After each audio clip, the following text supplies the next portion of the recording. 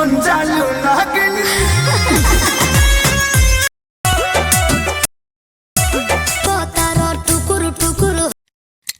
तो यह है भोजपुरी के श्वेता शर्मा, लेकिन मैं इसे उर्फी जावेद कहता हूँ। आखिर क्यों कहता हूँ आपको वीडियो में आगे पता चलेगा। एक तरफ बॉलीवुड एक्ट्रेस उर्फी जावेद को रखकर देखिए और दूसरे तरफ भोजपुरी के इसे यानी श्वेता शर्मा कहा जाए तो आज के युग में उर्फी जावेद, इनको रखकर देखिएगा आपको कोई फर्क नजर नहीं आएगा। आगे वीडियो में डिस्कस करेंगे विस्तार पूर्वक। चैनल पे नया तो चैनल को सब्सक्राइब और वीडियो को लाइक करके दिल थाम कर और कुर्सी बांध कर बैठ जाइए आज के मेरे चैनल पे।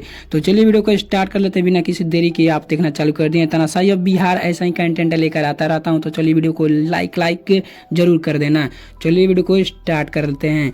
तो भाई लोग, यह है भोजपुरी के श्वेता शर्मा, जिन्होंने कई भोजपुरी के सुपर स्टार और ट्रेंडिंग स्टार पावर स्टारों के साथ काम कर चुकी है और इनका हर एक गाना ब्लास्ट जाता है जिसमें ये काम करती है। आखिर क्यों ना ब्लास्ट हो, क्योंकि यह ऐसा सीन ही दिखाती है अपने दर्शकों को और ऐसा कार्य के लिए इनको बुलाया ही जाता है वीडियो में। हालांकि यह कई स्टारों के साथ भी और काम कर चुकी है, लेकिन भोजपुरी में ज़्यादातर जो भी मतलब हॉट टाइप का थोड़ा सा सीन होता है तो इनको खींच कर लाया जाता है। क्योंकि चलिए और हमारे गाने को हिट कीजिए, क्योंकि जैसे कि पवन सिंह का ही गाना देख लो, लाल घंगरी, खेसारी लाल यादव का नागिन और भी तमाम स्टारों के साथ इनका काम की है, जो कि हर एक सॉन्ग में आप लोगों को हट नजर आएगा सीन।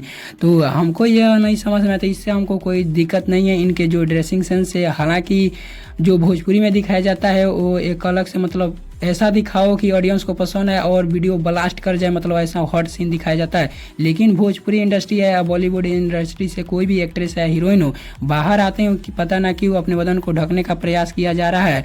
तो आप लोग इनके बारे में क्या सोचते हैं अपना राय कमेंट बॉक्स में वैसे बताइएगा। मिलते हैं किसी नेक्स्ट वीडियो में किसी ऐसा ही कंटेंट और धमाकेदार साउंड के साथ। तब तक के लिए बाय और जय हिंद, वंदे मातरम साथियों।